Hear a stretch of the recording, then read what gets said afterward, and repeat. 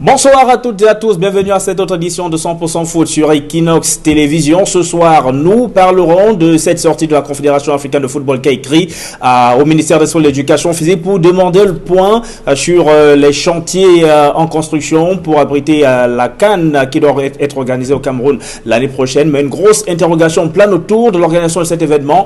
Est-ce que la CAF et le Cameroun tiendront toujours le pari de ces délais qui sont connus, c'est-à-dire une CAN au mois de janvier 2021, alors qu'il reste encore 4 journées pour boucler les éliminatoires de cette compétition. Nous en parlerons dans cette édition de 100% Foot, comme nous parlerons de cette polémique entre la CFAC, l'association des clubs de football amateur du Cameroun, et la Fédération camerounaise de football après l'annulation, la décision d'annuler à la saison sportive en amateur. Les clubs justement de ces championnats exigent de la Fédération camerounaise de football des indemnisations. Nous écouterons en direct de Yaoundé ce soir le trésorier général de la CFAC et Pierre Domingo, tout comme nous mettrons le cap sur la ville de Bloemfontein, c'est en Afrique du Sud. Nous attend Amour Patrick Tignyemb, ancien gardien de but des Lions indomptables du Cameroun, avec lequel il a disputé la Coupe d'Afrique des Nations en 2004. C'était du côté de la Tunisie, et la situation des joueurs en cette période de vache maigre est des plus préoccupantes.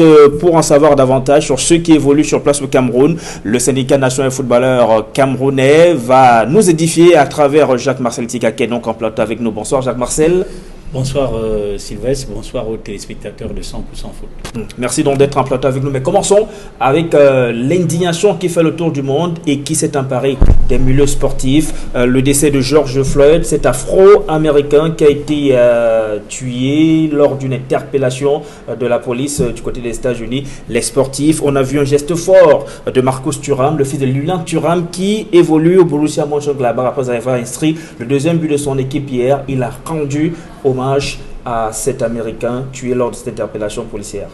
Ben, c'est tout le monde entier, au-delà même du monde du football, qui est un peu scandalisé et stupéfait par cette brutalité-là de ces policiers-là, malheureusement, une brutalité qui a causé la mort à un être humain. C'est d'abord un être humain avant d'être un footballeur, donc on ne peut que être consterné par ces images-là qui défilent en boucle sur les réseaux sociaux.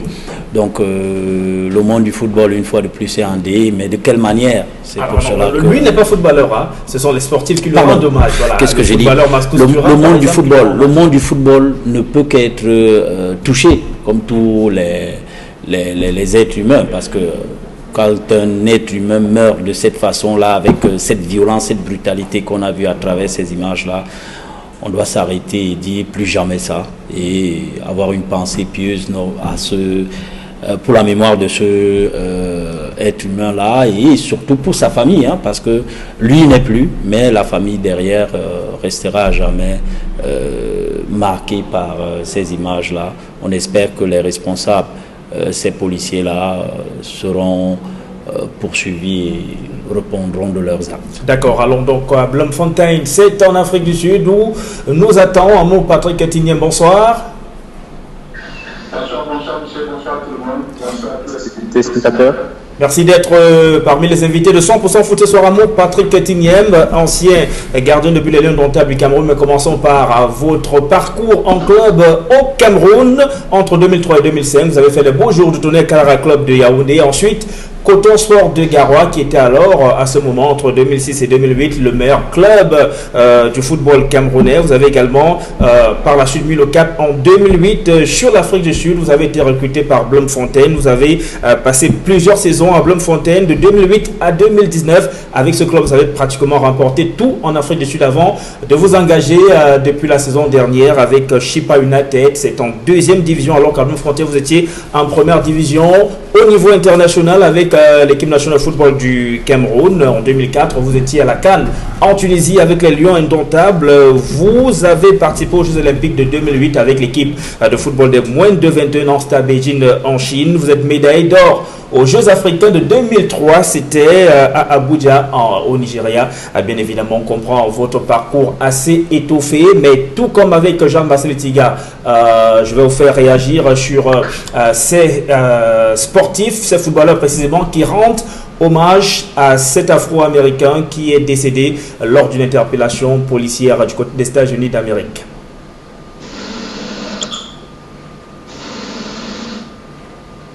Écoutez, pour moi, c'est vraiment triste, hein, parce que en 2020, on continue à voir ce genre de choses, à voir ces d'actes. Parce que moi, je suis de ceux qui pensent que le monde entier appartient à tout le monde. Hein. Et maintenant, voir des gens qui continuent à réagir comme ça, c'est un peu triste. C'est un peu triste. Comme disait M. Jean-Marc tout à l'heure, il est temps que cela cesse, que tout le monde, je dis tout le monde, dise non à tout ça. Quoi. Donc, c'est vraiment triste et je suis content parce que les footballeurs, les sportifs en général, lui rendent un hommage mérité. Et que tout le monde puisse utiliser sa famille, quoi. C'est tout ce qu'on peut faire maintenant. Mais je suis content aussi, moi particulièrement, je suis content de la réaction des Américains qui sont levés comme un seul homme pour dire non à ces actes de barbarie. Parce que continuer à dire s'il vous plaît, arrêtez, s'il vous plaît, c'est trop, arrêtez. Non, il faut un moment vient où il faut taper la main sur la table et dire mais trop c'est trop. Donc moi particulièrement, je suis content de la réaction des Américains. Et en espérant que ça se reproduira plus, quoi. Mais c'est vraiment triste et moi je souhaite qu'il repose en paix et beaucoup de courage à sa famille. Et justement, cet événement intervient au moment où le monde traverse quelque chose de terrible, cette pandémie, le coronavirus qui met en berne toutes les activités en Afrique du Sud. Au niveau du championnat, ça se passe comment en club, vous évoluez, vous êtes le gardien de but de Chippa United en Afrique du Sud depuis que l'on a décidé de l'arrêt des activités sportives. Ça se passe comment en club? Vous vivez comment ce confinement? Avant de commencer, je suis très impressionné du parcours que vous avez cité, c'est bien, mais un petit rectificatif, Chippa United est en première division sud-africaine, c'est pas en deuxième division. Donc tout se passe bien, tout se passe très bien et je suis à la maison avec la famille. C'est vrai que tout est en berne maintenant, mais le club nous a envoyé à chacun des centres d'entraînement à faire. Moi je m'entraîne, je suis inscrit dans une salle de gym où je vais presque chaque matin m'entraîner 2 heures. Donc c'est vrai que c'est un peu difficile parce que moi je suis habitué à sauter, courir, tomber un peu partout, mais avec tout ce qui arrive là présentement, ça bloque un peu tout. Mais je suis content aussi parce que le gouvernement a permis que dans quelques jours on puisse reprendre les entraînements en groupe. Mais moi particulièrement ça m'a pas gêné hein, parce que ça me permet aussi de passer le temps en famille parce que moi je suis habitué à monter, descendre et j'ai pas trop de temps à passer en famille. Mais là, maintenant, ça permet qu'on puisse resserrer les liens familiaux. Et c'est bien, quoi. Donc, il y a toujours un point positif dans tout ça. Vous arrivez en 2008 en Afrique du Sud, vous signez, vous engagez avec l'un des meilleurs clubs du championnat sud-africain, Bloemfontein. L'intégration, on peut l'imaginer au vu de votre parcours tout au long des saisons au sein de ce club-là. Ça s'est plutôt bien passé, votre intégration dans un pays, comme on le parlait, en tout début de notre entretien où parfois aussi on peut remarquer ces inégalités sociales. Oui, parce que moi aussi, il faut avouer que moi aussi en venant ici, j'étais un peu sceptique, hein, parce que le monde entier a l'image de l'Afrique du Sud où on tire sur les gens, où on poignarde des gens, où on agresse des gens. Oui, c'est vrai, mais ça c'est partout. Hein, il y a toujours un côté négatif dans tous les pays. Hein. La preuve, aux États-Unis aujourd'hui, on voit ce qui arrive. Donc, l'important, c'est de savoir ce qu'on veut, c'est pourquoi on est là, et se concentrer sur ce pourquoi on est là. Donc, c'est ce que grâce à Dieu, j'ai pu faire depuis 12 ans. Et moi, je n'ai pas de problème. Hein. Toute ma famille est ici. On est là depuis, tous mes enfants sont nés ici. On est aimé par tout le monde, et tout le monde nous protège bien. Donc, il n'y a aucun problème. Donc, je me suis senti, j'ai été bien accueilli à Bloemfontein Celtic. C'est mon club du cœur. Et après Chippa United, je tiens vraiment à retourner à la maison à Bloemfontein. Quoi. Donc, depuis que je suis là, il n'y a jamais eu un problème. Tout marche parfaitement bien.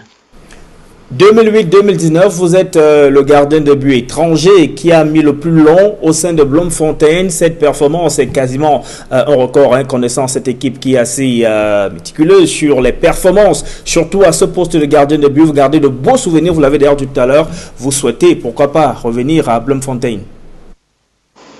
Oui, ça fait, j'ai 323 matchs dans ce club. Donc, c'est pas rien. Le deuxième, c'est à 306 matchs. Donc, ça fait du bien. Et il y avait mon aîné Vincent Ongandi qui a joué ici aussi. Donc, qui est bien aimé ici à Bloemfontein aussi.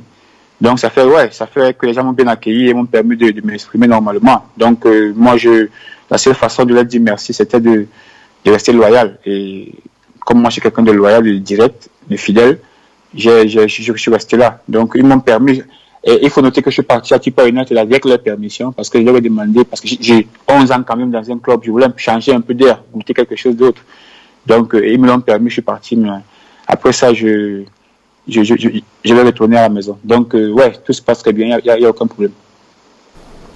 Et ça ne nous fait pas oublier vos débuts au Cameroun, votre parcours, Tonnerre de Yaoundé, Coton Sport de Garoua. Lequel des clubs qui vous a le plus marqué? Non, mais Tonnerre de Yaoundé, bien sûr, parce que tout le monde le sait, c'est le club de mon défunt papa, Monsieur Sombayenga Antoine Depadou. Donc, tout le monde sait la relation que j'ai entretenue avec lui. Bien sûr, je suis sûr que quand vous posez la question, vous connaissez déjà la réponse. Donc, Tonnerre de Yaoundé et Celtic, c'est mes deux clubs de cœur à qui je dois tout, parce que ils m'ont tout donné dans la vie et je peux que être reconnaissant avec tout ça. Donc, au Cameroun, c'est vrai qu'il y a eu beaucoup de gens qui ont contribué à ça, mais Tonnerre de Yaoundé et particulièrement le feu Sombayenga Antoine Depadou, c'est très spécial. Patrick Amorti, nous vous retrouverons tout à l'heure à Bloemfontein pour savoir ce que vous pensez de ce football camerounais. Depuis que vous êtes parti, est-ce que vous avez l'impression, vu les échos que vous avez, que les choses évoluent? On parle d'un football, d'un championnat professionnel aujourd'hui. On parlera également de votre séjour dans l'Athénée lieu indomptable. Il n'est d'ailleurs pas exclu que vous puissiez y revenir. Vous avez évoqué souvent, peut-être pas devant les caméras, les raisons pour lesquelles, selon vous, vous n'avez pas été convoqué ces dernières années. Mais on retrouve Jacques-Marcel Tiga en plateau avant de mettre le cap sur Yaoundé où nous attend le trésorier de la CFAC, l'association des clubs de football amateurs du Cameroun à Koépé Domingo. Jacques-Marcel, ça fait du bien de revoir Patrick Timniamessi. Oui, tout à fait. C'était un grand espoir du football camerounais. Le Cameroun a une grande tradition des gardiens de but. Alors, malheureusement pour lui et pour nous autres, il n'a pas eu la carrière internationale avec cette sélection nationale A, cette carrière-là qui pourtant lui tendait les bras. Bon, le foot est fait ainsi. Quand vous lisez sa fiche là tout à l'heure, elle est bien étoffée, un CV bien étoffé. C'est toujours déjà ça d'avoir fait une carrière professionnelle, d'avoir été sélectionné chez les A, mais je pense qu'il aurait souhaité faire long séjour avec les Lions indomptables du Cameroun, surtout qu'il avait le talent pour. Mais non, il arrive à maturité au moment où la taille devient primordiale chez les gardiens de but. Je ne sais pas, peut-être tout à l'heure il nous dira si... Qu'est-ce que vous avez avec sa taille? Il est un gardien de petite taille, très explosif et très aérien. Parce que ses capacités à aller chercher, à aller gagner les duels aériens dans sa surface, essayer comme ça de compenser un peu sa petite taille. Mais vous savez, il arrive à maturité dans les années 2000, quasiment 2008, et on est plus loin de 2010, où la taille devient un critère vraiment prépondérant chez les gardiens de but. Je ne sais pas, c'est pour ça que je dis, lui-même il nous dira tout à l'heure si c'est un facteur qui a joué contre lui au niveau de la sélection A, mais c'était un gardien génial, l'un des meilleurs que notre championnat a connu, et c'est pas pour rien qu'il a été plusieurs fois convoqué en stage avec les Lions indomptables. Moi, qu'est-ce que je veux dire, leur participation au JO de 2008 m'est restée en travers de la gorge, parce que dans ce groupe-là, il y avait du talent, du potentiel pour aller plus loin que le quart des finales qu'ils ont fait. Une très belle cuvée avec les Nicolas Nkolo-Doubena qui sont par la suite devenus des cadres de la sélection Fagnon. Il y avait de très bons joueurs dans cette cuvée. Il y avait Songo, le fils de l'autre. Ils étaient nombreux. Malheureusement, on n'a pas su tirer le meilleur de cette cuvée. Ce sont quelques rares qui, par la suite, ont continué à faire les beaux jours des sélections camerounaises, notamment la sélection Fagnon. Tout à fait. Il y avait vraiment du potentiel dans ce groupe-là. Certains font de grosses carrières aujourd'hui. Vous avez cité Nicolas Nkolo, je pense que Stéphane Biaye également. Donc, vous voyez dans le groupe, mais trouver dans ce groupe-là petit de talent, des joueurs petits de talent, mais un gardien de but capitaine. Ça veut dire que parce que c'était lui le capitaine de cette sélection. Ça veut dire que Patrick Biamou avait quelque chose de spécial, comme tous les gardiens de but Camerounais d'un certain niveau. Donc, et là, on le voit d'ailleurs avec le capitaine de la sélection brésilienne lors de ces Jeux Olympiques, Ronaldinho. Oui, tout à fait. Je dis quart de finaliste dans ce tournoi de football de JO de 2008, ils auraient pu faire mieux. Ce groupe-là avait tout pour aller chercher au moins le podium et une médaille. Mais malheureusement, bon, il nous dira. Il nous le dira tout à l'heure, Patrick Amoti, qui est toujours avec nous à Bloemfontein. Mais nous allons mettre le cap à présent sur la ville de Yaoundé pour retrouver Akwepié Domingo, le trésorier général de l'association des clubs de football amateur du Cameroun, la CEFAC, qui est dans cette polémique avec la Fédération camerounaise de football, les exigences des clubs amateurs, indemnisation après la décision de la FECAFOOT d'annuler la saison sportive alors qu'ils avaient consenti des dépenses, même si la Fédé semble quand même avoir trouvé une voie de sortie. Elle leur promet des licences et des affiliations gratuites pour la saison qui arrive. Mais vous savez qu'au-delà des affiliations et des licences, il y a d'autres frais que ces clubs-là ont engagés.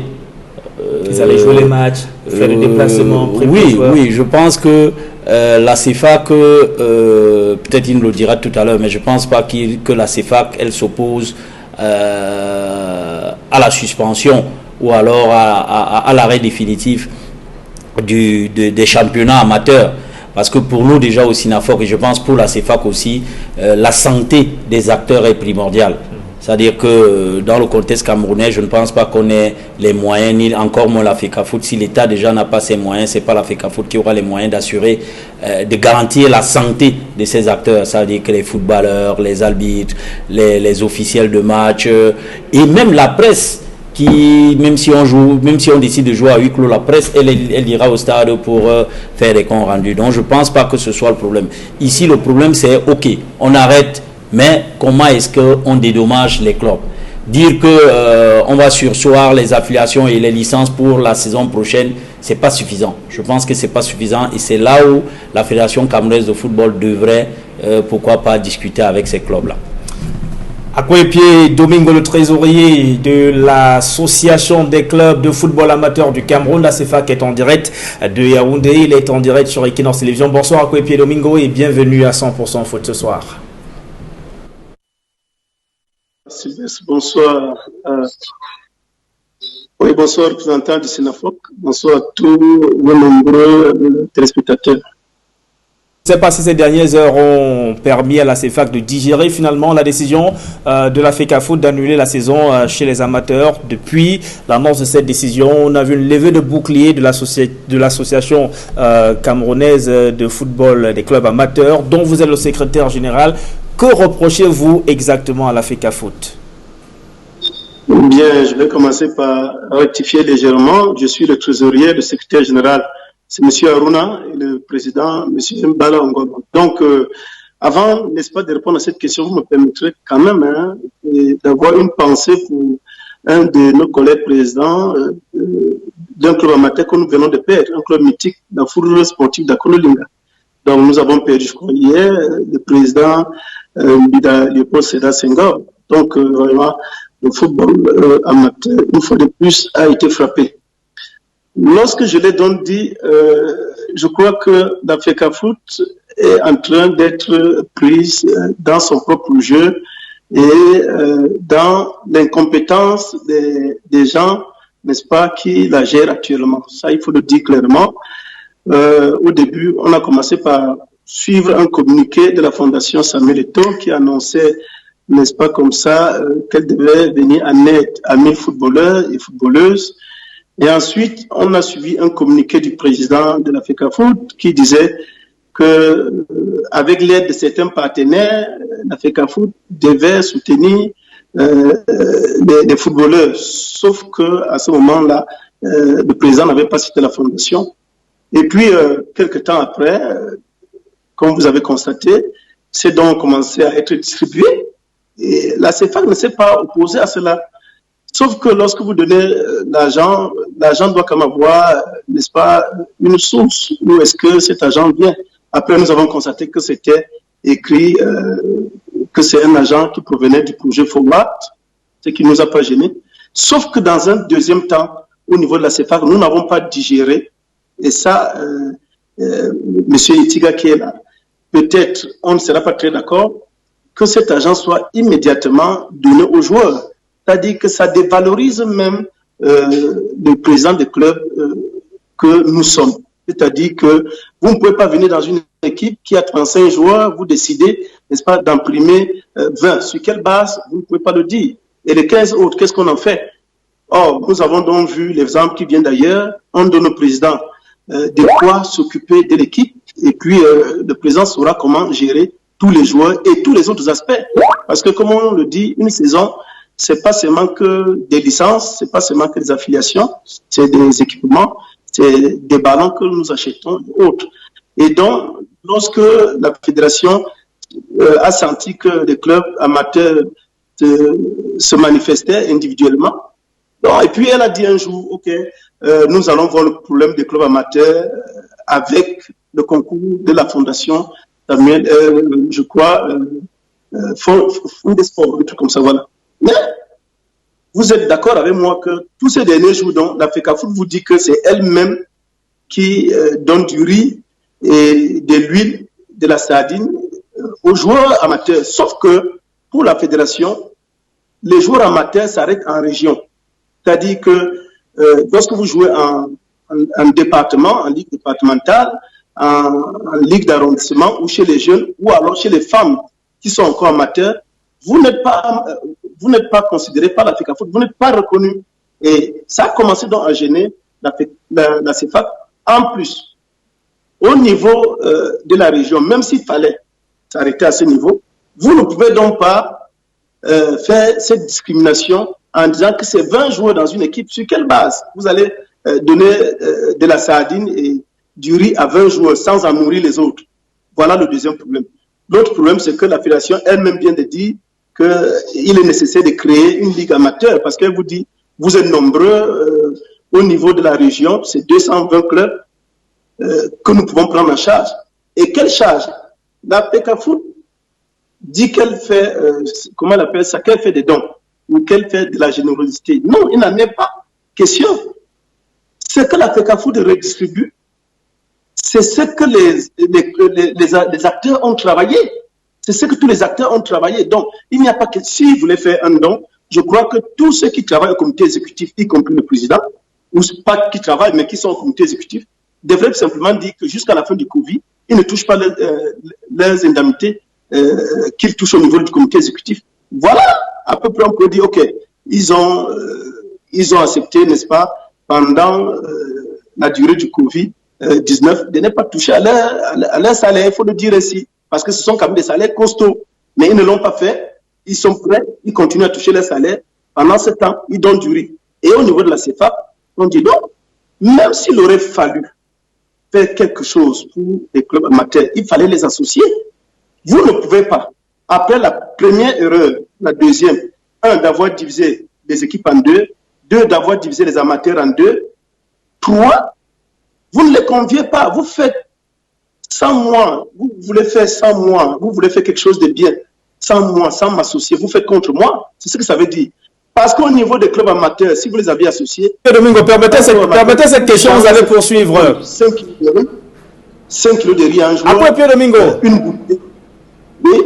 Voilà, il nous semble que la Fédération camerounaise de football ne s'est pas exactement engagée sur la voie que vous le prêtez. La FECAFOOT, il nous semble que n'a jamais dit que les dons denrées alimentaires autres qui étaient distribués en ce moment sont faites. Elle a toujours reconnu, d'ailleurs le secrétaire général de la Ligue régionale de football littoral, Mathieu Nathanaël Njorki, est chargé de la distribution de ces kits au club de la région depuis le début, dit clairement que c'est un don de la Fondation Samuel Eto'o-Fils qui transite par la Fédération camerounaise de football. Maintenant, la Fédération camerounaise de football a dit que pour les gratifications financières qui ont été remises à une vingtaine de joueurs de chaque club professionnel, ça, c'était une opération de la Fédération camerounaise de football. Maintenant, il y a ce financement qui doit arriver de la FIFA. La FECAFOOT a promis que dès que le financement est de la FIFA, et celui de la Confédération africaine de football sera disponible, eh bien, à ce moment, on parlera de cette distribution qui revient à tous les acteurs du football camerounais, comme vous l'indiquiez tout à l'heure, parce que vous avez dit tout à l'heure que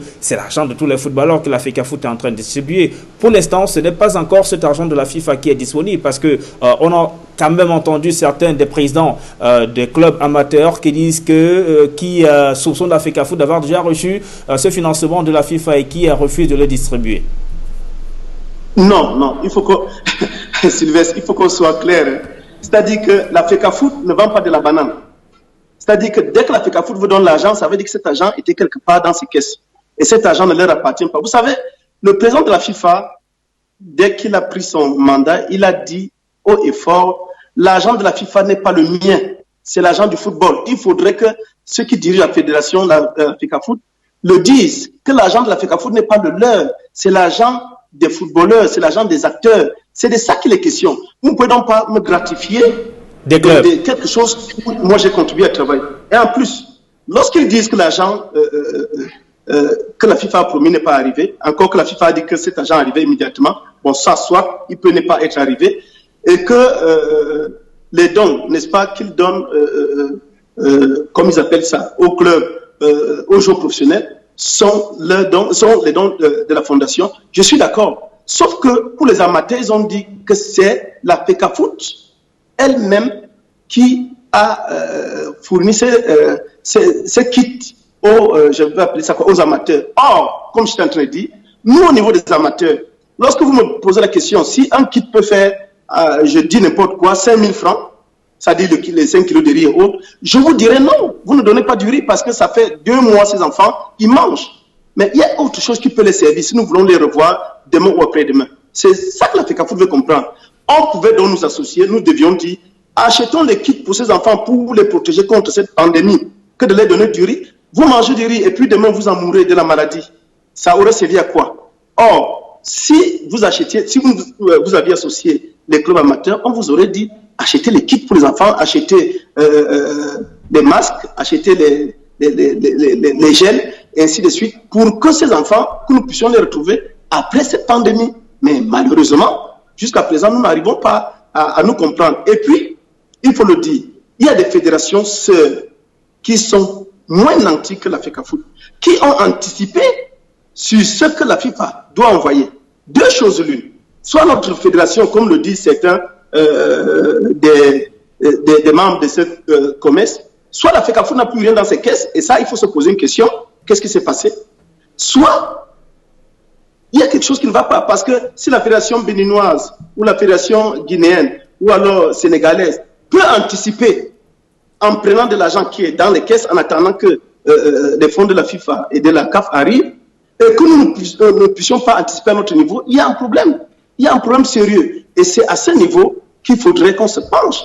Nous, on dit encore, on veut faire comprendre que lorsque la fédération, il faut qu'on le sache, donne quelque chose à un club, il ne s'agit pas de gratification, il ne s'agit pas de dons. Il s'agit de quelque chose que vous avez travaillé. D'accord, après Domingo, on vous retrouvera tout à l'heure du côté de Yaoundé. Je rappelle que vous êtes le trésorier de la CFAC, l'association des clubs de football amateur du Cameroun. Dans la deuxième partie, nous aborderons cette autre interpellation que vous faites à la Fédération Cameroun Football, les indemnisations après que la FECAFOOT a décidé de l'annulation de la saison qui était en cours. Jacques-Marcel Tiga, vous avez écouté Kouepi Domingo, vous êtes du syndicat national des footballeurs du Cameroun, vous en êtes le responsable de la communication. Donc, la défense des droits des joueurs sont au cœur de votre action au niveau du SINAFOC. Comment est-ce que vous avez interprété ces multiples actions de la Fédération camerounaise de football couplées avec celle de la Fondation Samuel Eto'o-Fils pour venir en appui aux footballeurs tant des championnats professionnels qu'amateurs? Oui, pour les championnats, qu'est-ce que je veux dire? Au syndicat, nous sommes toujours contents lorsque on pose un acte qui concourt au bien-être du footballeur, parce que c'est notre credo. Veiller à ce que les footballeurs puissent vivre décemment et travailler décemment avec des conditions qui permettent d'exceller et vivre aussi de ce travail-là qu'est jouer au football. Maintenant, quand j'ai fini de dire cela, oui, les footballeurs des championnats de Ligue d'Elite 1 et d'Elite 2 ont reçu des dons de la Fédération camerounaise de football. Nous avons salué ça, le président Djitap a salué ça à sa juste valeur. Les filles en D1 également ont bénéficié d'une dotation symbolique, il faut bien souligner symbolique. Maintenant, pour les clubs amateurs, c'est déjà ça, même si je suis d'avis avec le trésorier Akwe et Pierre Domingo qu'il faille associer les clubs, bref, tous les stakeholders, toutes les parties prenantes, comme cela a été fait au niveau des championnats professionnels.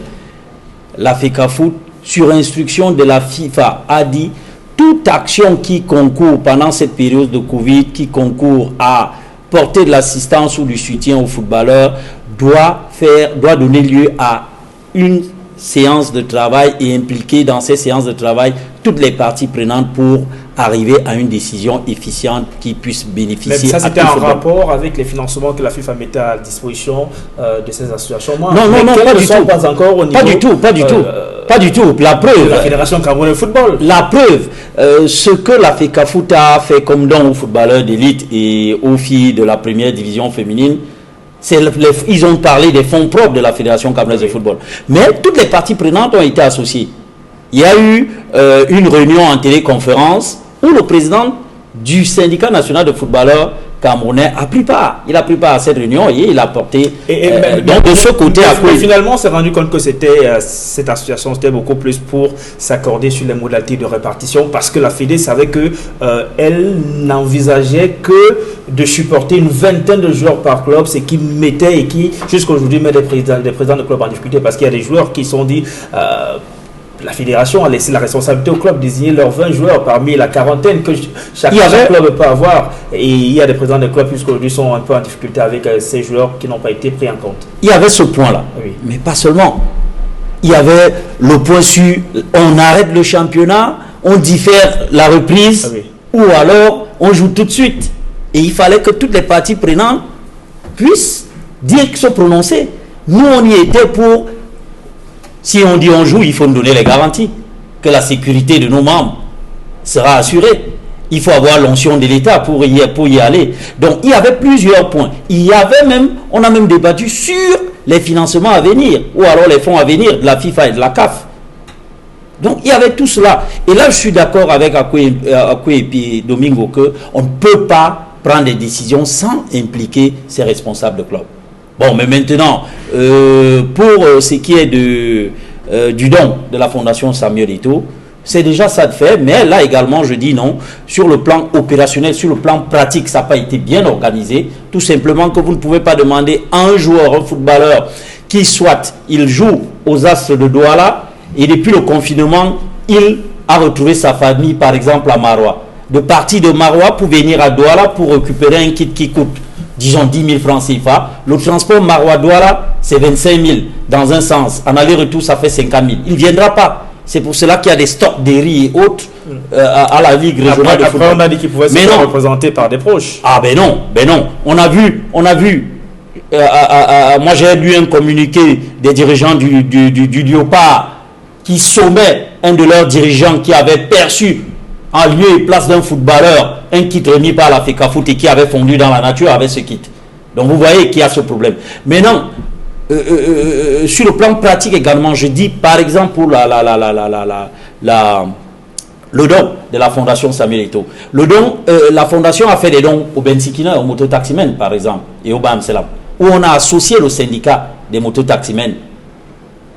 Pourquoi en football on n'a pas associé le syndicat des footballeurs? Parce que nous on a la possibilité de savoir où tous ces footballeurs se trouvent à l'heure actuelle, parce qu'on a le fichier.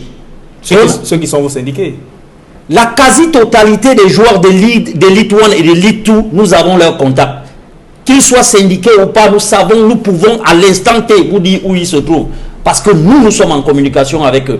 Ça pouvait sur le plan pratique faciliter et améliorer la qualité de distribution pour que cela serve effectivement aux joueurs. Bon, entre donner, comme Akwe Domingo a dit tout à l'heure, donner 2 kilos de riz à un joueur de la ligue régionale et lui donner 5 cache-nez de fabrication locale, les lavables là, Et je pense que sur ce plan-là, ils ont raison. Mais à quoi Domingo évoque un autre volet qui semble ne pas vous mettre d'accord, vous le Sinafoc, avec la CFA, qu'il dit qu'ils ne sont pas d'accord de la décision de la FECAFOOT, d'abord notamment pour les joueurs de Ligue 1, d'avoir mis directement cet argent à leur disposition. Il aurait souhaité que peut-être ça transite par les présidents de clubs. Non, merci de m'avoir relancé là. Là, je pense que c'est autre chose. Là, c'est un don de la FECAFOOT la FECAFOOT décide de le donner directement aux footballeurs.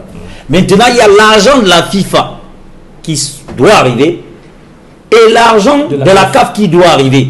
Et la FIFA, dans son communiqué, a dit clairement que cet argent, c'est pour aider les fédérations à gérer les charges fixes, à savoir paiement des salaires, parce que ces fédérations n'ont plus des entrées, et également aider leurs membres. Donc l'argent de la FIFA et de la CAF ne sera pas remis aux joueurs, mais doit être remis au club. Pour cette première phase, c'est des dons. C'est des dons. Mais l'argent qui arrive de la FIFA et de la CAF, ça doit, une bonne partie, sinon la partie la plus importante, doit être redistribué aux clubs qui sont des associations membres de la Fédération camerounaise de football. Pourquoi c'est au Cameroun que ça doit se faire? En Côte d'Ivoire, cet argent atterrit directement dans les comptes dans les comptes de chaque joueur. Vous savez qu'au Cameroun, il y a eu cette polémique durant des saisons. Les financements du gouvernement, l'appui, on a souvent appelé la subvention du gouvernement pour le football professionnel. Lorsque le président des clubs, certains reçoivent cet argent, il n'arrive pas très souvent aux joueurs alors qu'il leur est destiné. Du coup, certains pensent qu'il est peut-être plus évident, plus indiqué de donner directement aux joueurs ce qui leur revient de droit. Oui, c'est ce que nous pensons aussi au syndicat, parce que le gouvernement depuis 2011 débloque de l'argent, et dans les accords entre la Fédération camerounaise de football, le ministère des Sports, les différents corps des métiers, dans cet accord-là, c'est écrit que cet argent doit participer exclusivement au paiement des salaires des joueurs. D'où le SMIC en Elite 1, 100 000 francs CFA, en Elite 2, 50 000 pour 25 membres de l'équipe, dont 22 joueurs et 3 membres du staff. Mais de 2011 à aujourd'hui, l'argent a été régulièrement versé. Dans un premier temps à la Ligue, et je pense une première partie au CTT qui a géré le championnat. Mais des joueurs continuent à revendiquer le non-paiement de leur salaire de 2011 à aujourd'hui. On a vu que c'est peut-être ce qui peut susciter la méfiance de la FECAFOOT aujourd'hui. Elle ne veut pas de polémique. Elle ne veut pas que des joueurs disent après que nous, on n'a pas reçu. La FECAFOOT a intérêt dans ce cadre-là à aider les joueurs. Nous, on a des décisions pendant de 2011 à aujourd'hui. Décision rendue par la Chambre nationale de résolution de litige de la FECAFOOT, mais non exécutée aujourd'hui. Donc je pense qu'il ne faut pas seulement commencer là et s'arrêter là, il faut aller au fond. Et cela me permet d'évoquer cet aspect. La FIFPro, de commun accord avec la FIFA, après multiples rencontres, la FIFA a donc décidé de créer le fonds spécial pour la protection des salaires des joueurs. Et la FIFPro nous a écrit, nous avons jusqu'au 15 juin, et nous demandons d'ailleurs aux footballeurs camerounais qui veulent bénéficier, c'est-à-dire que pour la période allant de juillet 2015 à juin 2020, tous ceux qui ont eu des problèmes de salaire ou qui ont des décisions des chambres de juridiction, c'est-à-dire que si un footballeur a une décision rendue par la Chambre nationale de résolution des litiges pour non-paiement de ses salaires entre juillet 2015 et juin 2020, eh bien, il faut nous saisir rapidement pour qu'on essaye de monter le dossier. Tout à l'heure, peut-être, je donnerai les pièces à fournir. Et également, tous les clubs qui ont disparu au cours de cette période-là, qui n'existent plus ou qui ne se sont pas affiliés, les joueurs peuvent nous saisir et ils entreront en possession de leur dû, parce que les dossiers seront transmis au plus tard, le 15 de ce mois, à la FIFPro. Et il y aura la suite entre la FIFPro et la FIFA pour que ces joueurs-là, justement parlant de salaire, rentrent en possession. Vous ne pouvez pas me dire qu'un joueur... Nous allons retrouver tout à l'heure, on va d'ailleurs mettre le cap sur Bloemfontein, retrouver Amour Patrick Tignem. Le temps de vous poser la question de savoir si vous avez l'impression que cette fois-ci, cette démarche de la FIFA est pleine d'espoir, quand on sait que ça fait 2 saisons qu'après une action de la FIFPro et du Sinafoc, la FIFA a sommé la FECAFOOT d'exiger des présidents de clubs qu'ils payent aux joueurs les salaires qu'ils leur doivent depuis des saisons. Mais jusqu'aujourd'hui, cette injonction de la FIFA n'a pas prospéré. Oui, vous savez, à l'international, à Domingo le sait très bien, les choses ne vont pas toujours à la vitesse que nous souhaitons. Donc c'est une suite logique aujourd'hui avec ce fonds spécial pour la protection des salaires des footballeurs. Nous on dit c'est un bon début, mais les présidents de club ne doivent pas se frotter les mains parce que cet argent-là, la FIFA se chargera elle-même de recouvrer cet argent-là pour continuer à alimenter ce fonds-là. Donc c'est une sorte de fonds où la FIFA paye et joue les policiers pour récupérer ce qu'elle a dû payer aux joueurs. En fait, l'objectif de la FIFA, c'est de remettre le footballeur au centre des préoccupations pour que continue à rouler les ballons. Parce que sans le footballeur, le spectacle s'arrête. Et on a constaté qu'en Afrique, en Asie et une partie de l'Amérique, malheureusement, les joueurs ne sont pas bien rémunérés et parfois continuent à jouer au football sans pouvoir gagner décemment leur vie. La FIFA ne veut non plus cela parce qu'elle perd des talents alors que ces talents pouvaient émerger et atteindre le sommet. On est dans un championnat professionnel. En principe, même s'il y a inactivité, les joueurs devraient continuer à percevoir leur salaire. Ailleurs, on a vu que ça a fait lieu de négociations entre les joueurs et les clubs. On est parvenu à des réductions de salaire. Au Cameroun, on ne parle même pas de salaire. On a des formations sur lesquelles il y a des présidents de clubs qui ont clairement dit aux joueurs que pas de match, pas de prime, rien. Et aujourd'hui, il y a cette affaire de la Fédé qui, elle, a choisi d'apporter son soutien à ses joueurs, alors que la Fédé, ce n'est pas son rôle. C'est pas le rôle de la Fédé de donner de l'argent aux joueurs. Ceux des sélections, oui, mais ceux des clubs, ce n'est pas son rôle. C'est au club, à chaque club que revient de payer ses joueurs. Patrick Etignema, vous retrouve à Bloemfontein. C'est en Afrique du Sud avec vous. Nous allons maintenant évoquer votre parcours au sein des sélections nationales de football du Cameroun. Ça commence par 2003. 2003, où vous allez jouer le championnat d'Afrique des nations. Abuja, non, enfin, vous allez les Jeux africains. Les Jeux africains d'Abuja en 2003. Vous remporter la médaille d'or. Ouais, c'était un super souvenir parce que, comme vous l'avez dit tantôt, c'était une très bonne équipe, avec une très bonne ossature, avec de très bons footballeurs. Donc, c'était pour moi l'une des premières grandes compétitions que je peux disputer. Donc, avoir la médaille d'or, surtout que mon papa et son Mbayanga étaient dans les tribunes, face à une grosse équipe comme le Nigeria, ouais, c'était vraiment bien parce que on a vraiment cravaché pour arriver là et avoir la médaille d'or, c'était la cerise sur le gâteau et ouais, c'est vrai que pour moi c'est des souvenirs vraiment inoubliables. Et votre parcours durant ces Jeux africains a fait que vous avez tapé à l'œil de ceux qui avaient la charge de la sélection nationale. Les Lions indomptables, l'équipe vous ouvre ses portes. Ça se passe comment? Comment vous apprenez votre sélection, votre convocation? Quand vous arrivez dans le groupe, vous trouvez tous ces cadres. Rigo Besson, Jérémy Ditap, Samuel Eto'o, ça se passe comment? Commençons d'abord par votre convocation. Vous l'apprenez comment et vous la vivez comment? Écoutez, c'était après la finale. Son Excellence Roger Mila était très content.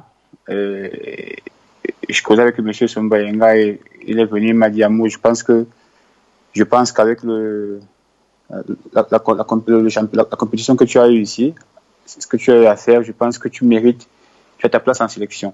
Donc c'était juste comme ça, il y avait rien d'autre. Donc, à partir de là, je me suis dit que peut-être que je pourrais faire partie de la prochaine convocation. Peut-être, parce que tout le monde était content, tout le monde appréciait. Mais je ne rêvais pas trop, parce que j'étais encore mes débuts et il fallait quand même pas. C'est bien de rêver, mais il faut quand même pas trop rêver. Donc, ça m'a vraiment fait plaisir après d'entendre que M. Semeka me dise que non. Tu seras convoqué, on t'a convoqué pour le stage avec les Lions. Donc ça m'a vraiment fait plaisir. Donc ça part de son excellent Roger Mila et après son Bayenga en plein entraînement au lycée bilingue. Ah, c'est ce que vous nous apprenez, c'est lui qui convoquait les joueurs en sélection. Qui ça? C'est son Bayenga, c'est lui qui convoquait les joueurs en sélection? Non, c'est pas ce que j'ai dit. J'ai dit après le tournoi que j'ai fait. Le sélectionneur m'a dit qu'avec ce que j'ai fait, il croit que je mérite ma place en sélection. Moi, j'étais content d'entendre ça. Donc, quelques temps après, j'ai le même discours du monsieur Sombayenga. Mais après, un jour à l'entraînement, il m'a dit qu'Amour, moi, je suis certain qu'on va t'appeler en sélection. Je suis certain qu'on va t'appeler en sélection. Donc, il faut te préparer. Donc, moi, j'étais content d'entendre ça. Et effectivement, ça s'est matérialisé quelques jours après. Donc, moi, je pense sincèrement que c'était juste le résultat d'une bonne compétition faite à Abuja aux Jeux africains, rien d'autre. Donc, vous arrivez en sélection, vous avez des concurrents de taille à votre poste, Alioune Bokar, Idriss Carlos Kameni. Souleymane Nouaminou, vous dites quoi? Non, mais j'ai jamais eu en compétition Alioune Bokar. Souleymane Nouaminou, oui. Idriss Carlos Kameni.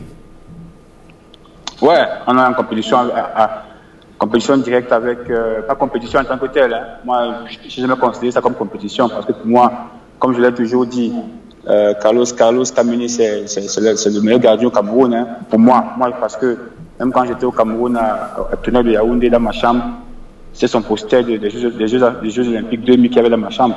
Et il le sait, le conseiller le sait. Donc, pour moi, il n'y a jamais eu question de compétition. C'est comme comparer le jour et la nuit. Donc, moi, je me cherchais encore et j'étais fier d'être entouré de ce genre ce contingent de gardiens-là, Kameni, Souleymane et Kameni Mathurin. Donc, pour moi, il n'y a jamais eu question de compétition là-dessus. Mais, comme la compétition est partout où il y a deux personnes, il y a un qui doit jouer, un qui peut avoir la possibilité de jouer aussi. Donc, il faut s'attendre à tout. Donc, pour moi, j'étais juste content d'être entouré de ces super footballeurs, hein, donc rien d'autre. Alors justement, cette merveilleuse cuvée dont vous parlez, Samuel Eto'o-Fils, Rigobert Song-Bahana qui avait le 1984, le fameux 1984, le 1, Idriss Carlos Kameni, le 9, Samuel Eto'o-Fils, le 8, Jérémy Sorel Nditap, le 4, Rigobert Song-Bahana. Dites-nous, un mot, Patrick Tignem, pouvez nous le dire aujourd'hui, sans crainte, on peut le présumer. Selon vous, qui était le patron de cette sélection sur le terrain, comme joueur? C'était le capitaine Rigobert Song-Bahana ou c'était ce collège de cadres-là qui prenait les décisions? Je pense que être capitaine, c'est juste arborer un morceau de tissu au bras gauche, hein, c'est tout. Parce que il y avait 11 capitaines sur le terrain, parce que moi j'ai eu la chance de côtoyer tout ce monde-là. Ils avaient un caractère. Ils ont toujours un caractère de lion. Quand ils rentrent sur le terrain, tout le monde veut diriger, tout le monde veut commander, tout le monde veut guider son coéquipier. Et je crois que c'est l'idéal. Donc, pour moi, il y avait juste des gens qui avaient des caractères vraiment un peu ordinaires, si je peux dire ça comme Rigobert, qui a arboré logiquement le passage de capitaine. Mais, parce que de toutes les façons, sur un terrain de football, il faut qu'il y ait un capitaine pour remplir les formalités. Donc, mais sur le plan général, pour moi, il y avait 11 capitaines sur le terrain. Hein. C'est pour ça qu'on appelle Lion indomptable. Donc tout le monde avait la niaque de gagner, la niaque de vaincre. Et c'est ça qui faisait que les victoires et les résultats suivaient. Donc pour moi, je ne peux pas désigner un leader à part le capitaine qu'on désigne, comme je dis, pour remplir les formalités. Dans toute institution, il faut quelqu'un qu'on désigne pour remplir les formalités. C'est Rigobert Song. En plus, en général, tous étaient des bons dirigeants, des bons capitaines. Et vous arrivez en sélection alors que quelques années plus tôt, notamment entre 2000 et 2002, le Cameroun, avec cette belle cuvée, remporte les 2 Coupes d'Afrique des Nations successives. Après, plus rien. C'est le désert sur le continent africain. Cette belle équipe est encore en place, mais les Lions ne gagnent plus. Pour vous, qui étiez déjà dans le groupe, quelles peuvent être les causes de ces contre-performances par la suite alors qu'on avait un bon groupe? Excusez-moi, contre-performance par rapport à moi ou au groupe en général? Qui n'a plus rien gagné après 2002? De toutes les façons, le football c'est comme ça. Hein. Le football c'est comme ça. Il y a des hauts et des bas. Hein. C'est vrai que les gens, comme j'ai toujours dit, les Camerounais sont très jaloux de leur équipe nationale. Ils veulent des victoires constamment. Ça c'est compréhensible, c'est normal, c'est logique. Parce que un peuple qui n'aime pas la victoire, ça veut dire qu'il y a un problème. Mais on ne peut pas aussi tout gagner, c'est impossible. Donc il y a toujours des hauts et des bas, pas seulement sur le plan sportif, mais même dans la vie générale. Il y a des bons moments et des mauvais moments. Il faut juste savoir gérer.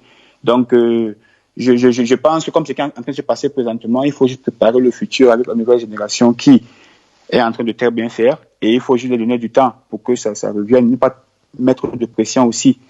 Et je pense qu'avec beaucoup de travail et de patience aussi venant du peuple, ils vont avoir, ils vont gagner beaucoup de choses. Moi, c'est mon point de vue. Mais quand on a une aussi belle équipe, on s'attend forcément à remporter les titres. Si on ne le fait pas, ça veut dire qu'il y a quelque chose qui ne marche pas. Dites-nous, vous savez qu'il y a des choses qui ne marchaient pas. Qu'est-ce qui ne marchait pas? Le Cameroun a battu l'Argentine en 90, 1-0. Mais ça ne veut pas dire que l'Argentine était une mauvaise équipe avec le Maradona. Ça veut dire qu'il y avait juste une petite méforme. Mais après, on a vu ce qu'ils ont fait. Donc, si vous parlez sur du plan général, sur le plan de l'équipe en général, c'est ça. Moi, c'est mon point de vue. Parce que on peut avoir une très bonne équipe, une très bonne ossature, un très bon footballeur, mais ne pas gagner, hein, ça peut arriver à tout le monde. Hein. Il faut juste l'accepter et travailler pour que le processus de séance soit bon, c'est tout, rien d'autre. Personnellement, vous n'avez pas par la suite eu une grande carrière, une grande et longue carrière avec les Lions indomptables du Cameroun. Dans d'autres tribunes, vous avez souvent dit que vous semblez avoir les raisons de vos non-convocations par la suite dans cette équipe nationale de football du Cameroun. Quelles sont ces raisons-là? Voilà, si vous parlez sur le plan personnel, parce que quand vous dites ce plan d'équipe en général, ce plan personnel, là, je comprends. Sur le plan personnel, vous savez, je suis arrivé en club en sélection en 2004. Et comme je l'ai dit, je parlerai beaucoup plus de mon grand frère Edès Carlo Kameni, qui au début, je dis qu'au début, m'a très bien accueilli. On n'avait aucun problème. Et par la suite, on était en Espagne, à Malaga, pour la préparation de la Coupe d'Afrique en Tunisie. Et je suis allé vers lui, logiquement, parce qu'à l'époque, tout le monde le sait, à Yaoundé, à Tonnerre de Yaoundé, c'était ma star, je l'idolâtrais. Et c'était quelqu'un que j'appréciais beaucoup. Mon téléphone, c'était mon poster qu'il y avait dessus. Je lui ai montré, il a vu lui-même. Donc, je suis allé vers lui, il m'a offert une paire de gants qui, malheureusement, était supposée avoir des effets outres. Et je reviendrai dessus. Donc, ça s'est passé, il m'a remis la paire de gants, on était bien, tout le monde rigolait, des accolades, des embrassades. Donc, on a fait un match contre Malaga en Espagne. Et le coach m'a dit que, Amour, tu commences ce soir. Et les 10 joueurs qui étaient devant moi étaient des probables. Moi, j'étais vraiment surpris de commencer. Vraiment de commencer. Donc, j'ai commencé, grâce à Dieu, j'ai fait un super match. Et avec les encouragements des aînés comme les Rigaud, les Metomo, les Njemba, ils m'ont encouragé parce qu'il faut avouer que j'avais peur aussi. Je jouais contre une équipe comme Malaga qui était à l'époque, je crois, en première division. C'était pas évident pour un jeune. Mais grâce à Dieu, j'ai pu m'en sortir. J'ai fait un très beau match. J'en ai vu des pénaltys. C'est bien passé. Donc après le match, les aînés sont venus me porter. Oui, ils étaient contents de voir ce qui se passait. Amour, c'est bien. Félicitations, le petit. Tout le reste.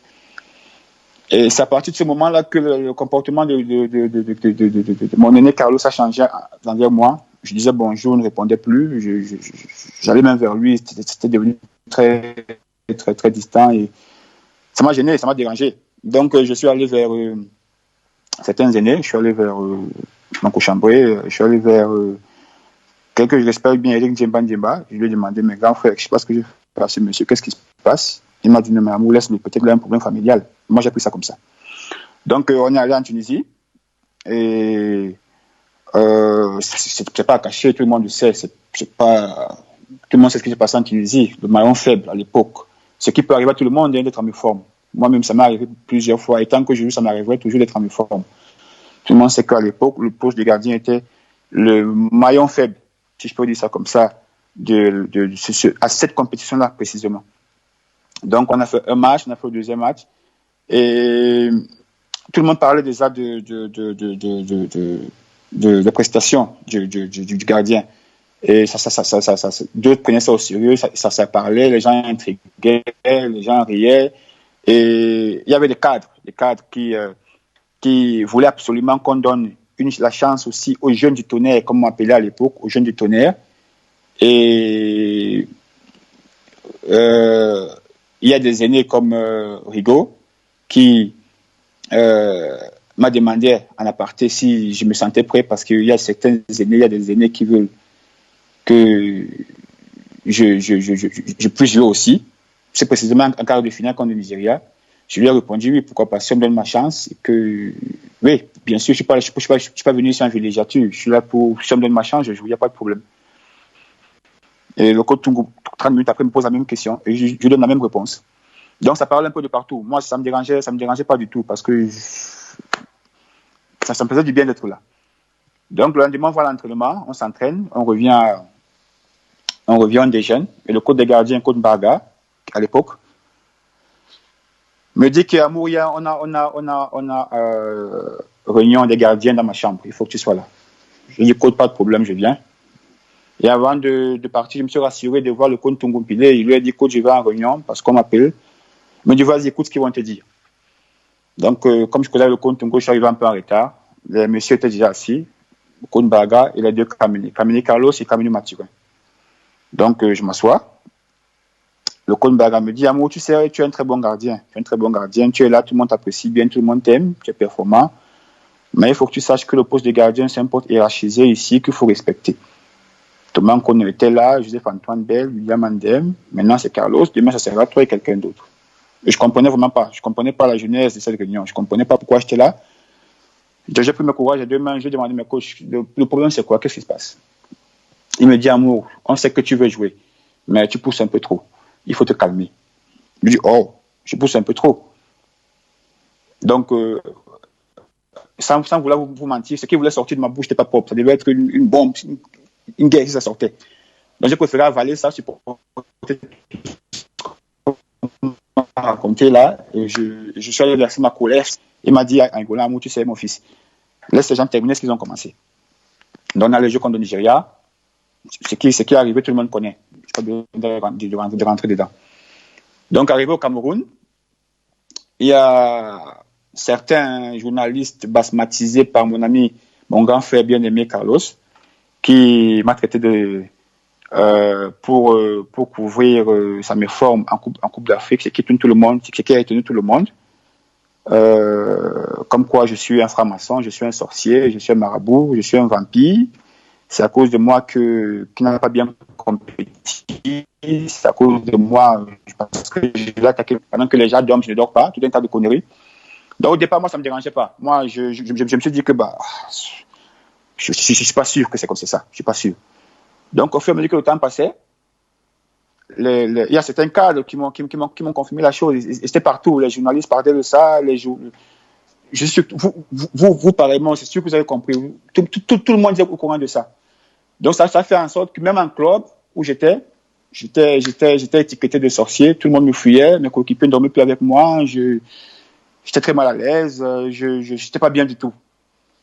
Mais avec le conseil des aînés dans la sélection aussi, et de mon coach, de mes coachs en espoir, ils m'ont dit, Amour, tu sais, comme tu te cherches encore dans un club et que tu te cherches, tu es encore au Cameroun, ferme ta bouche, accepte tout ce qu'on va te raconter, mais focalise-toi sur ton football.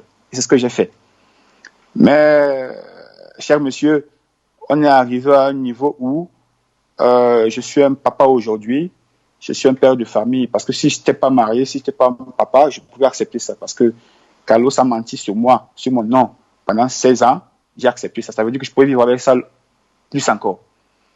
Mais le X, c'est que je suis en train de prendre de l'âge aujourd'hui et j'ai des enfants qui grandissent, qui vont sur Internet.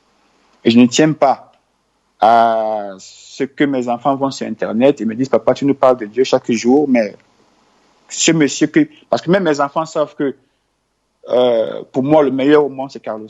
Et tout le monde le sait, tout le monde le sait d'ailleurs. Comment ce monsieur que tu dis qu'il est meilleur te traite de sorcier? Et ça a même déjà commencé. Ça arrive déjà.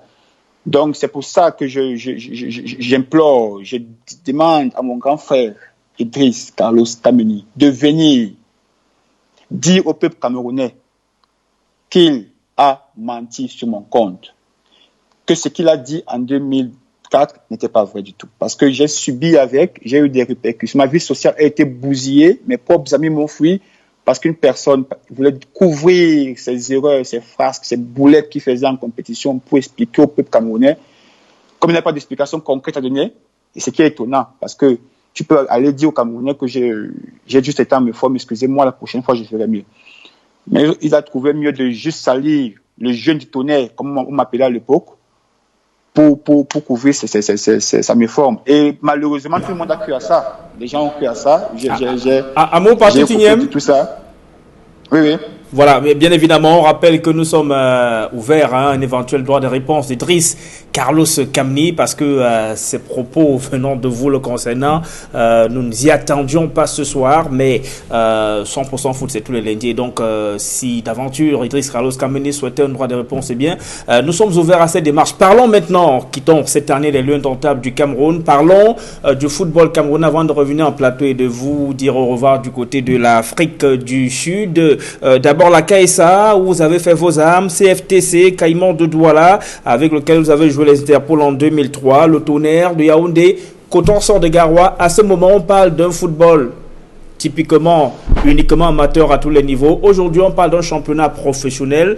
Depuis l'Afrique du Sud, vous regardez les médias, vous voyez ce qui se passe dans la presse, ce qu'on dit de ce championnat. Est-ce que vous pensez qu'il aurait peut-être été préférable que ça reste au niveau où vous l'aviez laissé?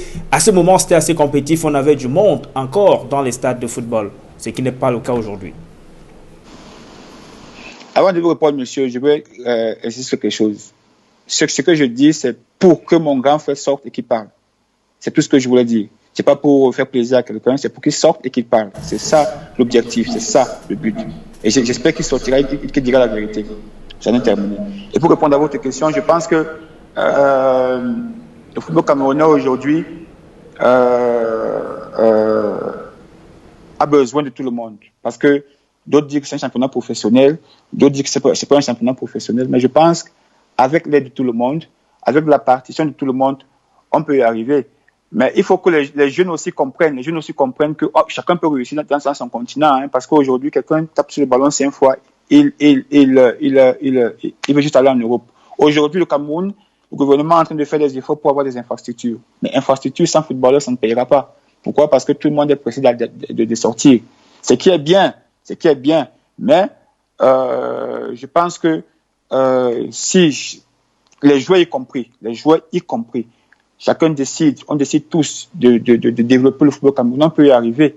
Parce que les Français, les Européens, les Américains, les Sud-Africains aussi, ne sont pas levés en 4 matins pour être professionnels. Hein. Ils sont décidés et ont travaillé et tous sont regardés dans le même sens. Donc je pense que si on fait pareil aussi, on peut y arriver. Aujourd'hui, les infrastructures sont en train de sortir de terre. Ça prouve que si on regarde tous vers la même direction, on peut y arriver. Si à mon époque, au championnat camerounais, il y avait beaucoup de bons joueurs, il y avait beaucoup de bons footballeurs. Et comme le monsieur, je crois que monsieur Jean-Marc, si je ne me trompe pas, disait, le Cameroun sort toujours il y a toujours des génies de football au Cameroun. Il y a toujours de bons footballeurs. Ça veut dire que si on se décide, avec l'aide des administrateurs, des dirigeants du football, de ramener les gens au stade, de créer un bon environnement pour attirer les gens vers le football, on pourrait y arriver. On a de bons footballeurs. C'est juste l'envie et la détermination qui manquent, c'est tout. Moi, c'est mon point de vue. Et on sort par là, il y avait cette préoccupation de Jean-Marcel Itiga. Votre profil, vous n'êtes pas très grand de taille, hein, alors que à partir de 2008-2010, on a besoin d'un profil assez quand même plus conséquent dans les buts. Quelqu'un d'une taille un peu plus grande que la vôtre. Est-ce que vous pensez aussi que c'est ça qui vous a un peu mis hors course chez les lieux indomptables? Ok, monsieur, permettez-moi de répondre à monsieur Itiga. Monsieur Itiga, bonsoir. Bonsoir. Je vais aller un peu plus vite, pas pour tirer de loin en l'âge. Je suis allé au PSG en 2005, je crois. Mon test sur le terrain était concluant. Les tests médicaux ont été faits, mais le problème a été sur le plan administratif et sportif, parce que Letizy avait décidé de partir au départ, parce qu'on voulait réduire son salaire, et après il a décidé de rester. C'est pour ça que j'ai quitté le PSG. C'était pas un problème de taille. Tout le monde était content. Les défenseurs à l'époque, Babi Moudé, c'était moi, tout le monde était content. C'était bien passé. De deux, je suis allé en Espagne, au Real Racing Club Santander. Même chose, tout le monde était content. On a fait les tests médicaux, mais il fallait que j'ai un passeport blanc. Et j'ai appelé mon grand frère Samuel Eto'o à l'époque, qui était très, très occupé avec Barcelone aux États-Unis en stage. J'ai compris qu'il n'était pas occupé. Mais il fallait que j'ai un passeport européen. Et mon manager, à l'époque, un Espagnol, m'a demandé de faire un mariage blanc. Ça veut dire épouser sa sœur pour que je puisse avoir un passeport européen. Mais j'ai dit non parce que moi, j'étais déjà fiancé, quoi. Voilà. Donc, vous constatez que c'était pas un problème de taille. C'était juste un problème extra-sportif administratif. Mais vous avez raison aussi, ça dérange certaines personnes. Mais sur mon cas, franchement, pas du tout. C'était pas un problème de taille. Pas du tout. Et voilà, il est satisfait, on l'imagine, Jacques-Marcel Tiga. À mot Patrick Tim-Yembe, on vous dit infiniment merci d'avoir accepté d'être l'invité, l'un des invités de 100% Foot ce soir depuis la ville de Bloemfontein. Mais comme il est de tradition depuis que cette pandémie bouleverse tout dans le monde, on ne peut laisser une voix aussi autorisée dans le domaine du sport que la vôtre sans solliciter de vous un message à l'endroit de tous ceux qui regardent 100% Foot ce soir. Que faire pour lutter contre ce terrible virus? Non, mais il faut juste respecter les instructions du gouvernement. Hein. Laver les mains et abhorrer le masque, c'est le plus important. Parce que, comme on dit, il n'y a pas de vaccin, il n'y a pas de traitement fixe. Donc, c'est des mesures barrières qui peuvent, pour l'instant, aider tout le monde. Et je souhaite que mes frères et sœurs puissent suivre les instructions. Je sais que ce n'est pas facile, mais il faut faire le maximum d'efforts pour respecter les instructions des autorités. À partir de là, on pourra amoindrir l'avancement du virus. Donc, je souhaite bonne chance à tout le monde. Merci à vous, Amour Patrick Tim-Yembe. On vous retrouvera, on l'espère, très prochainement sur les antennes d'Equinox Télévision. On revient en plateau, alors que nous allons bientôt prendre à nouveau la direction de Yaoundé pour retrouver à Kouépié Domingo, le trésorier de l'association des clubs de football amateur du Cameroun, la CEFAC. Avec lui, nous allons parler de cette exigence de la CEFAC qui exige de la FECAFO des indemnisations après que la Fédé a décidé d'annuler la saison sportive chez les amateurs qui était pourtant en cours. Jacques-Marcel Tiga, cette tanière des Lions indomptables avec toujours ces affaires, les unes plus croustillantes que les autres, parfois les unes plus rocambolesques que les autres. Et ce soir, on en a encore appris avec Amour Patrick Tim-Yembe. Ah ben oui, c'est ça, la tanière des Lions indomptables. Mais maintenant, avant peut-être de s'avancer, il serait mieux d'entendre aussi Idriss Carlos Kameni, comme Patrick Amour lui-même il a dit. Il souhaiterait que son grand frère fasse également une sortie pour revenir sur cette tanière-là en 2004 et cette CAN en Tunisie. Une CAN pas assez glorieuse pour nous. Maintenant, je peux le comprendre, il a attendu 16 bonnes années avant d'évoquer cette phase de sa carrière. Selon lui, parce que je l'ai lu également sur les réseaux sociaux, selon lui, c'est à partir de là où les portes de la sélection lui avaient été fermées. Mais est-ce que c'est Idriss Carlos Kameni, si jamais ce qu'Amour Patrick Tim-Yembe dit sera avéré, on rappelle bien que nous sommes ouverts à un droit de réponse d'Idriss Carlos Kameni parce que nous ne nous attendions pas à une telle sortie de Amour Patrick Tim-Yembe ce soir. Nous aurions déjà préparé Idriss Carlos Kameni à intervenir lui aussi ce soir sur Equinox Télévision dans 100% Foot. Est-ce que à ce moment-là, Idriss Carlos Kameni est joueur comme tout le monde, il a beau être un cadre influent, mais il y a un sélectionneur. Après, Wilfried Schaefer qui était là, d'autres sélectionneurs sont arrivés qui auraient bien pu faire appel à Amour Patrick Tim-Yembe. Est-ce que ce n'est pas beaucoup plus un problème de performance qui lui coûte sa place chez les Lions? Ben déjà, il n'a jamais joué un match officiel, donc il est difficile d'apporter un jugement de valeur sur lui. Maintenant, nous, on n'a pas été dans cette tanière-là. On le voit lors des entraînements aussi. Hein. Et puis, il a joué quand même ce match. Il a joué des matchs de préparation. Je suis d'accord, mais n'étant pas dans le groupe, là, on a écouté une partie. Il serait mieux d'écouter aussi. Non, mais ce qu'on évoque, la question que je vous pose, c'est qu'il y a une réalité. Ce n'est pas un joueur de manière officielle qui fait les convocations. Il y a un sélectionneur. Si Patrick Tim-Yembe n'est pas revenu de la tanière, ça veut d'abord dire qu'il y a un sélectionneur qui n'a pas voulu de lui. C'est pas tout à fait, c'est naturel. De manière officielle. C'est officiel, oui, c'est le sélectionneur qui fait les listes. Donc, et il justifie ses listes. C'est lui seul qui sait pourquoi il appelle tel joueur et pas tel. Nous, on souhaite toujours que les joueurs soient convoqués sur des critères bien connus, c'est-à-dire la performance en premier. Peut-être maintenant, et ça compte aussi la vie de groupe. Mais comme je dis, pour Patrick Amour, il avait du talent pour faire une meilleure carrière que celle-là. Malheureusement, cela n'a pas été le cas. Bon, est-ce que c'est pour les raisons qu'il évoque? Là, nous sommes très mal placés pour dire oui. Est-ce que c'est pour d'autres raisons? Il n'y a que les sélectionneurs qui se sont succédés à la tête des Lions qui pourront nous dire.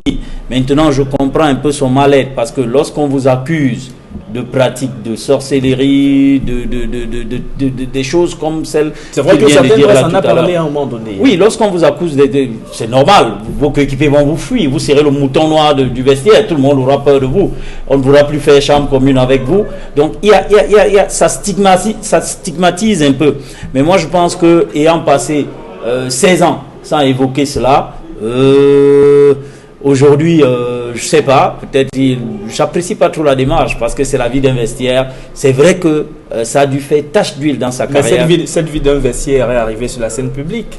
Et c'est pas d'abord lui qui la met sur la scène publique. Mais s'il a attendu 16 ans, lui, de son côté. C'est pour ça que j'ai dit qu'après 16 ans, bon, 16 ans c'est long. Mais après, il faut dire qu'il a des enfants qui grandissent et commencent à se poser les questions. Papa, on lit ceci, on lit cela, on lit ceci. Ça se comprend, mais je pense que les deux, ça dit que Patrick Amour et Idriss devraient se retrouver, s'expliquer et laver chez. Et on a bien l'impression que l'interpellation d'Amour Patrick ce soir, c'est une main tendue pour la paix. On imagine quand il dit j'ai envie que mon grand frère fasse une sortie pour parler, on imagine bien que c'est pour dire mais grand frère écoute, c'est la vie, on passe à autre chose. Sauf qu'on est à 100% fou, une émission très regardée, donc ça va faire les choux gras ces derniers temps. Et ça, nous aussi, il faut qu'on n'aime pas trop ça. Il faut toujours l'apaisement, il faut trouver. En tout cas, heureusement, vous êtes en plateau ce soir et on sait que Idriss Carlos est l'un de vos syndiqués, que vous allez entreprendre les démarches qui vont dans le sens de l'apaisement. On retrouve à Koepié Domingo à Yaoundé. Merci de nous retrouver à Koepié Domingo. Vous, on va parler de sollicitations et d'exigences. Disons, vous exigez de la FECAFOOT des indemnisations pour les clubs amateurs après qu'elle a décidé d'annuler la saison qui est en cours. On monte un peu.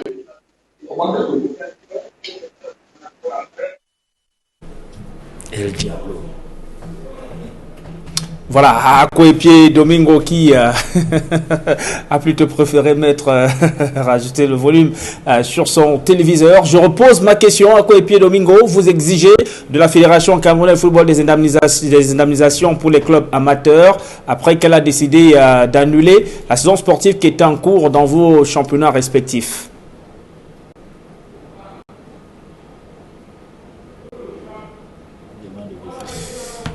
Décidément, il ne reçoit pas Koepié Domingo. Pourtant, il devrait avoir le retour via le canal à travers lequel nous sommes en train de le joindre en direct de Yaoundé. La question à Koepié Domingo, si maintenant vous êtes 5 sur 5 avec nous, la CEFAC exige de la FECAFOOT des indemnisations après qu'elle a décidé d'annuler la saison sportive des championnats amateurs.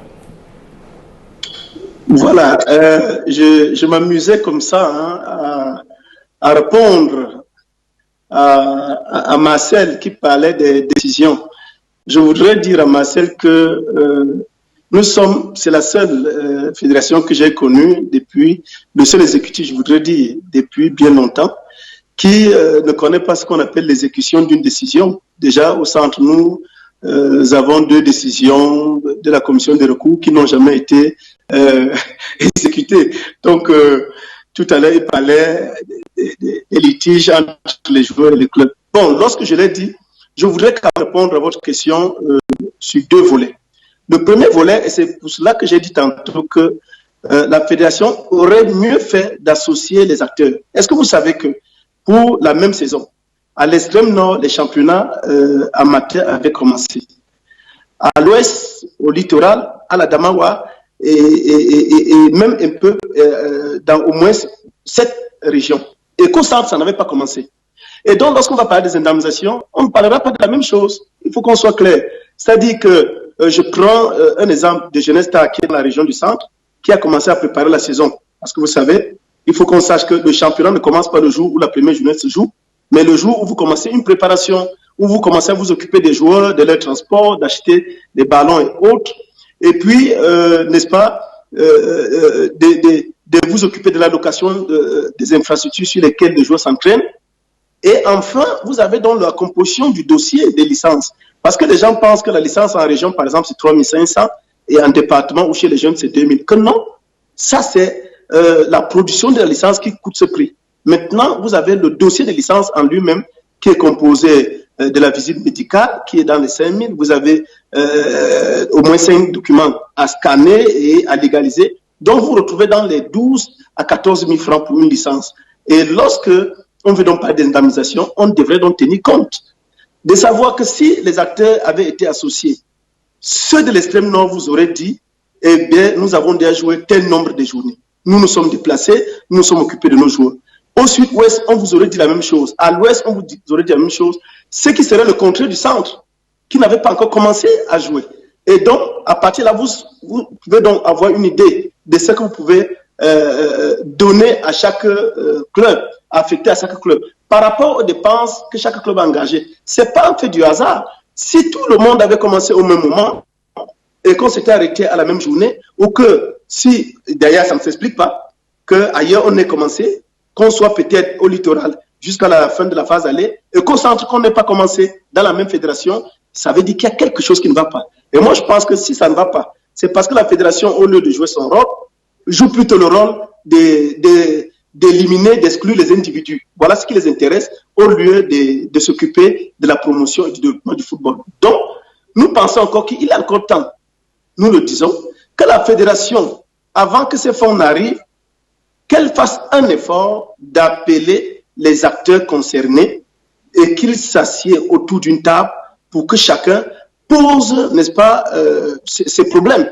Vous savez, il y a le corps des arbitres. Moi, je l'ai souvent dit, que ces arbitres, eux, ils pensent qu'ils devraient faire la politique. Pourtant, l'arbitre est un juge, c'est-à-dire qu'ils sont neutres. Ailleurs, les fédérations ont pensé qu'il fallait faire quelque chose pour ces arbitres, qu'il fallait faire quelque chose, même pour vous, les journalistes sportifs.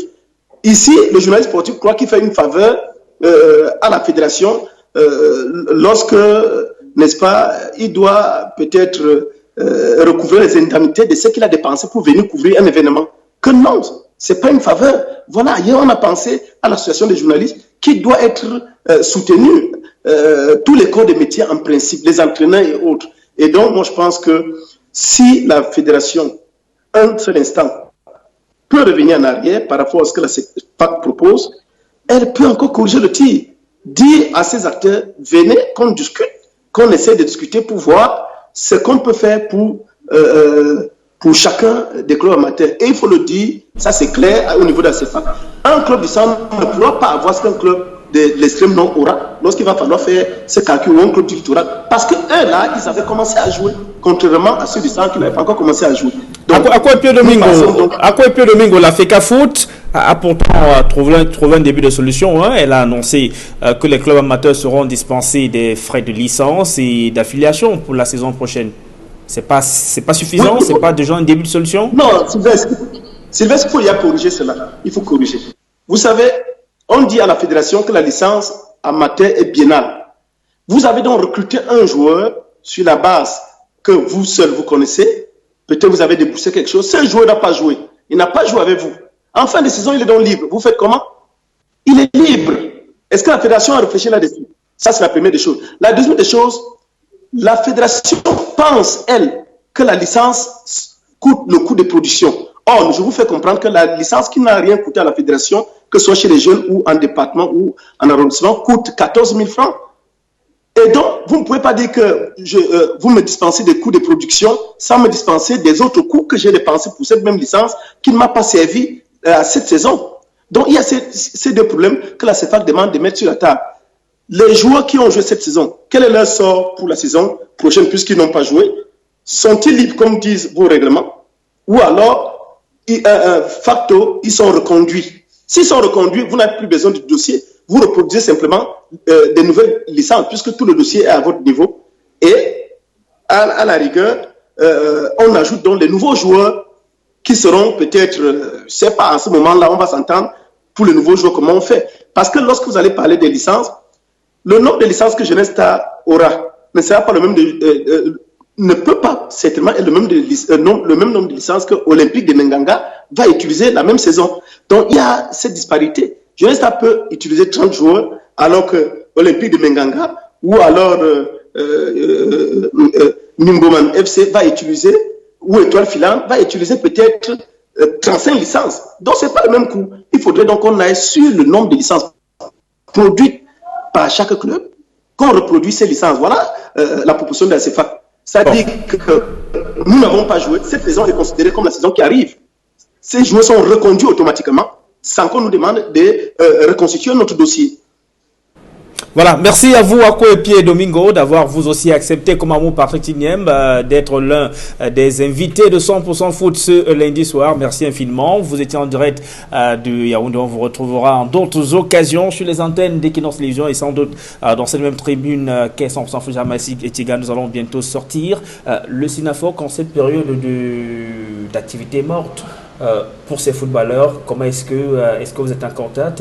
Comment est-ce que vous faites pour les entretenir? Est-ce qu'il y en a qui vous font remonter des plaintes, des problèmes avec leur club et tout? Déjà qu'il y a des clubs qui ont décidé de suspendre les droits de certains joueurs en ce qui concerne les salaires parce que ce sont des professionnels. Que le championnat soit suspendu ou pas, ils ont droit à leur salaire quand même, on ne leur paye pas. Tout à fait. Le message déjà, c'est que nous demandons aux joueurs de rester vigilants, de ne pas aller jouer aux parties de football au quartier, de continuer à s'entraîner individuellement pour entretenir la forme et de saisir leur syndicat, le syndicat national des footballeurs camerounais, pour tout autre problème, que ce soit sur le plan du juridictionnel, à savoir les contrats, que ce soit sur le plan purement sportif. Ils peuvent bénéficier des conseils des élus du Sinafoc tels que Lucien Metormort, Jérémy Ditap et tous les autres qui sont disposés à apporter des conseils à ces jeunes joueurs, comment maintenir la forme sur le plan individuel. Maintenant, pour tout ce qui est contrat, nous le disons, saisissez-nous. Il y a une opportunité d'avoir de l'argent. Hein.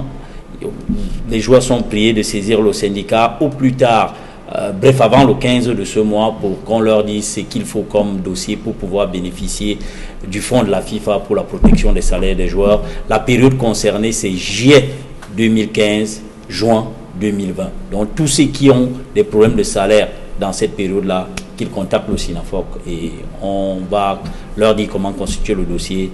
Ils seront transmis ces dossiers à la FIFA. Et on va le dire clairement, vu la situation qui est réelle, qui est celle de ces joueurs, c'est plutôt une question d'urgence. Hein.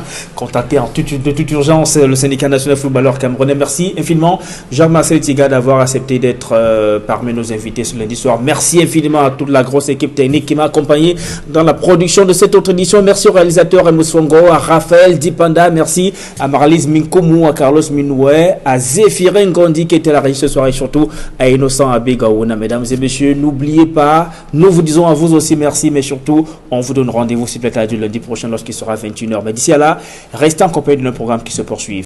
Au revoir.